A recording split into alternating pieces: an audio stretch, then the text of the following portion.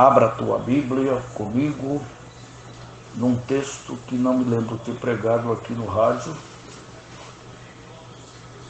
É um texto de cunho escatológico, um assunto um pouco conhecido dos crentes. Apocalipse capítulo 8, verso 1. E havendo aberto o sétimo selo, fez-se silêncio no céu, quase por meia hora.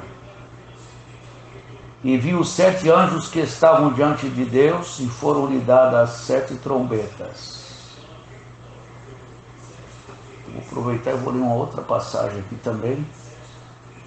Abriu o poço do abismo, é capítulo 9, verso 2. Abriu o poço do abismo, subiu fumaça do poço, com a fumaça de uma grande fornalha, com a fumaça do poço escureceu o sol e o ar, e da fumaça vieram gafanhotos sobre a terra, e foi-lhe dado poder como o poder que tem os escorpiões da terra, e foi-lhes dito que não fizesse dano à erva da terra, nem a verdura alguma, nem a árvore alguma, mas somente os homens que não têm nas suas testas o sinal de Deus.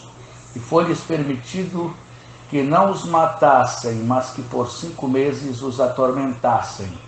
E o seu tormento era semelhante ao tormento do escorpião, quando fere o homem. Naqueles dias os homens buscarão a morte, não a acharão, e desejarão morrer, e a morte fugirá deles. Muito bem.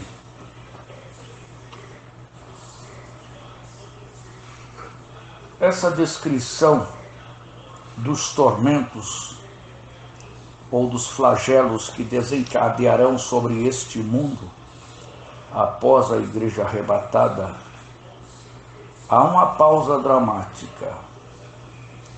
A batuta do maestro está levantada e a orquestra espera seu sinal para dar início à abertura.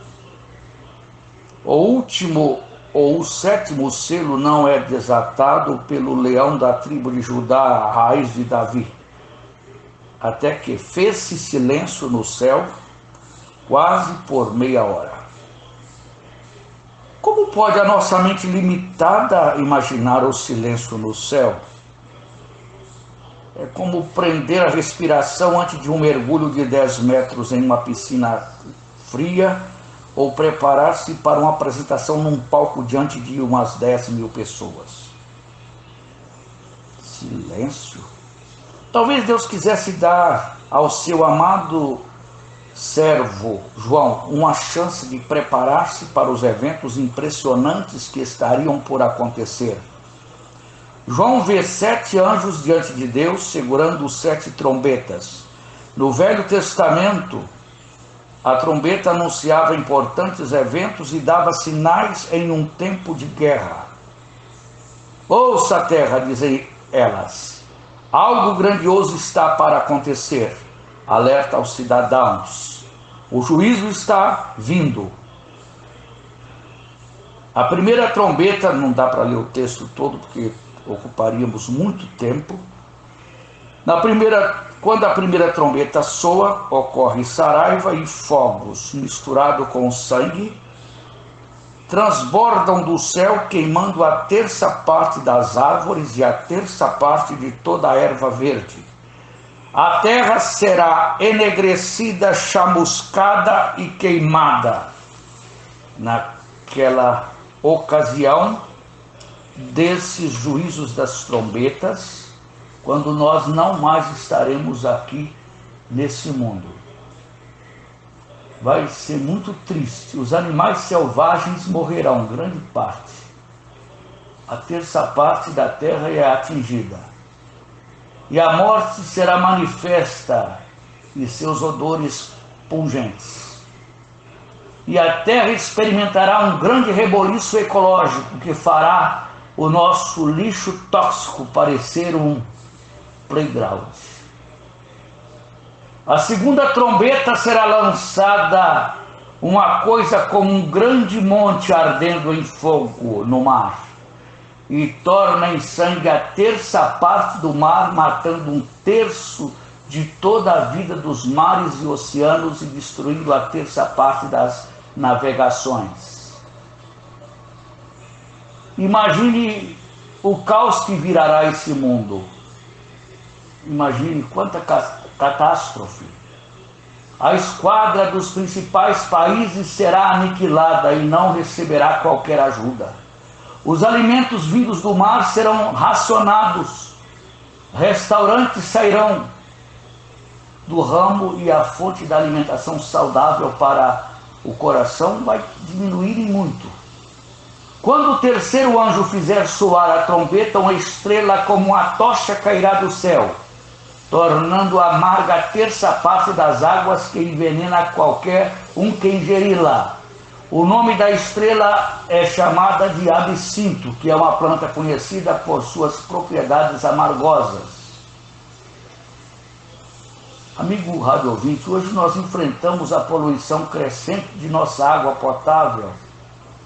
Mas naquele dia futuro o abastecimento de água fresca se tornará tão pútrido quanto as sarjetas de Calcutá, diz um estudioso em história de Calcutá. Quando o quarto anjo tocar a sua trombeta, a terra se escurecerá como saco de silício. O sol, a lua e as estrelas perderão a terça parte de sua luz. Isso se encaixa exatamente na profecia descrita em Lucas, capítulo 21, versos 25 a 26, onde assim lemos: E haverá sinais no sol, na lua, nas estrelas, na terra, a angústia das nações em perplexidade pelo bramido do mar e das ondas, homens desmaiando de terror na expectação das coisas que sobrevirão ao mundo, porquanto os poderes dos céus serão abalados.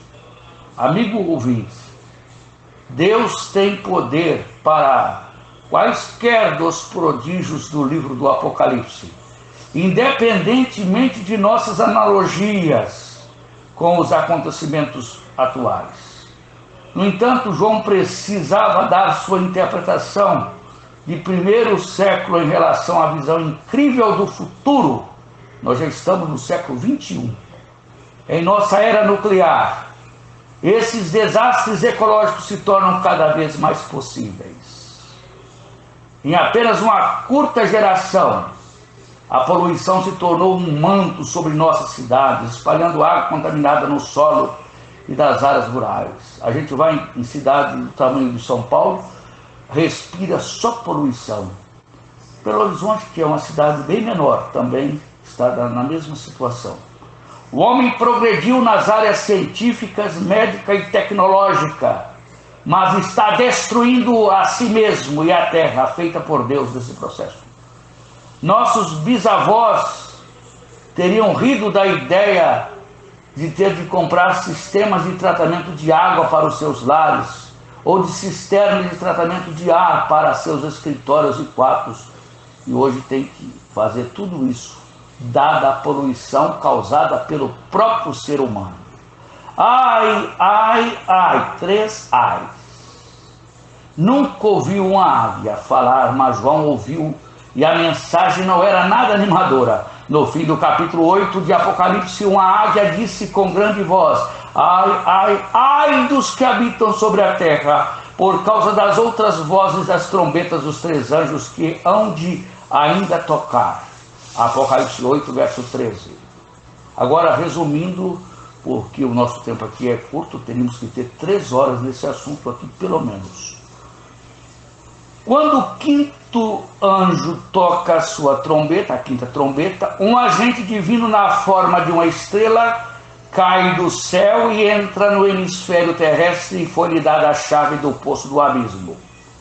Fumaça se eleva dessa prisão do mal, espalhando a fuligem do inferno. E essa estrela aqui do céu cai na terra não é outro senão Satanás. Aprendi isso há muitos anos atrás. Uma praga espiritual de enormes proporções envolverá toda a terra, alimentada pela obra de milhões de criaturas malignas. Essa personalidade inominada que cai do céu não é outro senão Satanás.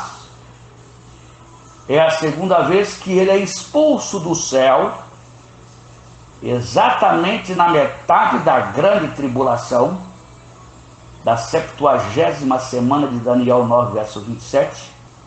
E sua primeira expulsão ocorreu antes da criação do homem, e foi descrita por Jesus de forma muito clara em Lucas 10, 18. Eu via Satanás cair do céu como raio. Quer dizer, quando Jesus refere-se à queda de Satanás antes da criação do homem. E em Isaías 14, 12 lemos: como caíste do céu a estrela da manhã, filha da alva, como foste lançada por terra, tu que debilitavas as nações. Satanás e sua corte demoníaca serão soltos sem a permissão, não serão soltos sem a permissão de Deus. Ele vai ser, essa corte demoníaca que está aprisionada no abismo é que será solta durante apenas 5 meses e depois novamente retornarão para o abismo. Imagine o destroço que faria se fosse 5 anos que ficassem soltos lá do abismo. E esses gafanhotos aqui simbolizam demônios que surgirão do abismo para atormentar a humanidade por 5 meses, que equivale o tempo de duração da vida de um gafanhoto. Um gafanhoto só consegue viver apenas 5 meses. Depois dos 5 meses já não existe mais. Tem uma vida curta. Esses seres têm a aparência de gafanhotos e fervilharão na terra para torturar em massa as pessoas que não possuem o sinal de Deus na sua testa. Ainda bem que a igreja não estará na terra nessa ocasião. Esses espíritos do mundo inferior serão semelhantes a vários animais, apresentados na figura no simbolismo de cavalos, leões e escorpiões. Alguns se parecerão com o homem. Serão medonhos, mas poderosos, invencíveis, indestrutíveis e inteligentes. Como seria será uma corte satânica que serão levantados, libertados do inferno, onde estiveram acorrentados por milhares de anos. Claro que eles estão lá desde quando não guardaram o seu estado original, estão precipitados em cadeias eternas para o juízo do grande dia. O poço que havia sido lar dos demônios, que é denominado de abismo. Imagine que coisa triste, imagine a fúria desses demônios. Um lugar muito profundo, deve ser parecido como uma coluna, cujo topo está coberto. Satanás está fazendo um grande trabalho nesses últimos dias, através da guerra da Rússia e através de uma guerra desnecessária que ocorre no leste europeu, próximo ao leste europeu. Nunca esqueço que Hitler, quando chegou a matar 6 milhões de judeus, ele estava possuído por um espírito maligno. Ele mudou uma geração com aquele espírito maligno, conseguiu mudar uma geração e alterou temporariamente o curso da história da humanidade.